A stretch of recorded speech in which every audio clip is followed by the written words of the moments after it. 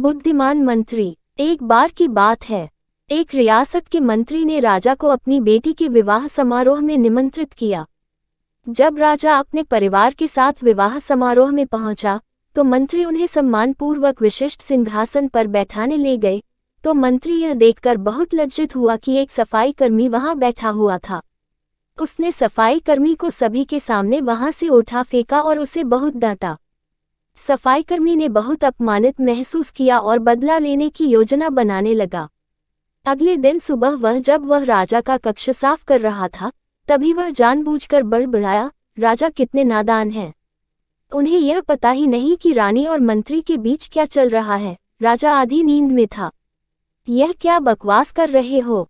उसने पूछा। महाराज, मैं पूरी रात सो नहीं पाया, मैं तो नींद में बड़बड़ा रहा था, सफाई कर्मी जवाब में बोला। हालांकि उसकी बात सुनकर राजा के मन में संदेह के बीज पड़ गए थे। राजा अब मंत्री से चिढ़ने लगा और समय समय पर अपमानित करने लगा। एक दिन तो उसने द्वारपालों से यह तक कह दिया कि वे मंत्री को महल में घुसने ही न दें। मंत्री राजा के व्यवहार से बहुत चकित था, लेकिन कुछ विचार करने के बाद उसे समझ में आ गया कि सफाईकर्मी ही इसके लिए जिम्मेदार हो सकता है। मैंने उसका अपमान किया था और उसी का उसने बदला लिया है। अब मुझे उसे दोबारा प्रसन्न करना होगा, तभी वह राजा की निगाह में मेरा सम्मान दोबारा दिला सकता है, मंत्री ने सोचा।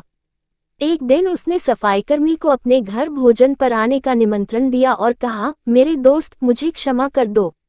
मैंने तुम्हारा अपमान किया था, मुझे गलती का एहसास हो गया है। इन सुंदर कपड़ों को उपहार के रूप में ग्रहण करो। चलो मेरे साथ भोजन करो। सफाईकर्मी प्रसन्न हो गया। वह सोचने लगा, मंत्री तो अच्छा आदमी है, मैंने ही उस दिन गलती कर दी थी। अब सफाईकर्मी प्रसन्न था और प्रयास करने लगा कि मंत्री के बारे में राजा की धारणा बदल जाए। एक बार जब वह राजा के कक्ष में गया तो राजा सो रहा था।